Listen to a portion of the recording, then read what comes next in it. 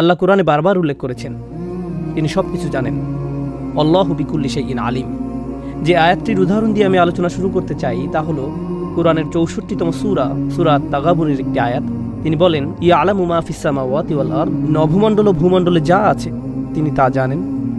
ওয়া ইয়ালামু মা তুসিররুনা ওয়া মা তু'লিনুন, তিনি আরও জানেন তোমরা যা গোপন করো এবং যা প্রকাশ্যে করো। তাহলে আপনি যা সবার অগোচরে করেন আর যা সবার সম্মুখে করেন আল্লাহ তার সবই জানেন। আল্লাহু আলিমুম বিযাতিস সুদূর। এছাড়াও আল্লাহ অন্তরের অবস্থা সম্পর্কেও সম্যক জ্ঞাত। মানুষের মনের মাঝে যা লুকিয়ে আছে তার প্রকৃতি এবং আসল অবস্থা সম্পর্কে আল্লাহ সব সময় পুরোপুরি জানেন। এটি অসাধারণ একটি আয়াত। নতুন শিক্ষার্থীদের উদ্দেশ্যে বলতে চাই, এই আয়াত থেকে স্পষ্টত যা বোঝা যায় তার বাইরে গিয়ে একটু চিন্তা করুন।